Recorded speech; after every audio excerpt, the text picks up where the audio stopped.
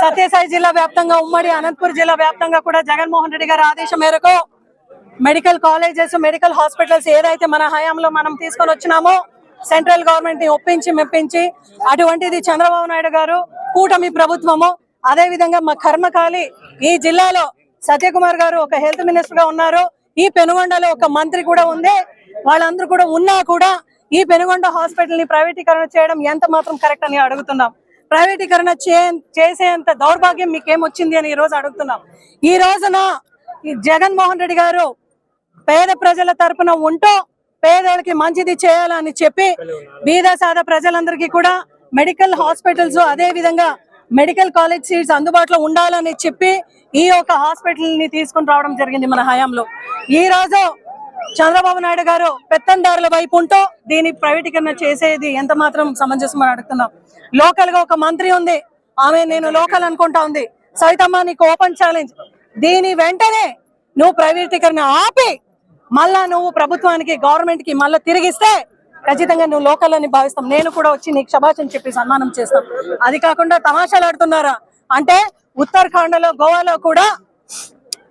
ప్రజా వ్యతిరేకత వచ్చింది అని చెప్పి గవర్నమెంట్ పైన అక్కడ రోజు ఈ పీపీపీ విధానం ని ఆపినారు మీరెందుకు ఆపడం లేదు ఇంత పెద్ద ఎత్తున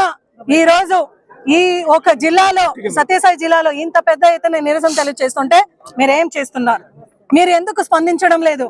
ఆరోగ్యశ్రీని అనారోగ్యశ్రీగా తీర్చిదిద్దినారు జగన్మోహన్ రెడ్డి గారి హయాంలో డిస్ట్రిక్ట్ హాస్పిటల్స్ వచ్చినాయి ఏరియా హాస్పిటల్స్ వచ్చినాయి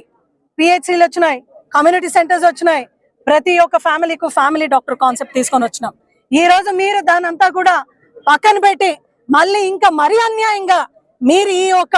హాస్పిటల్స్ ని మీరు ప్రైవేటైజేషన్ చేయడం ఎంత మాత్రం సమంజసమో అదే విధంగా సెంట్రల్ గవర్నమెంట్ కు కూడా మీరు లెటర్ రాసి పులివందలలో మెడికల్ సీట్స్ వద్దు అని చెప్పడం చాలా దౌర్భాగ్యం ఏదేమైతే ఏమి చెప్పాడంటే చేస్తాడు జగనన్న కాబట్టి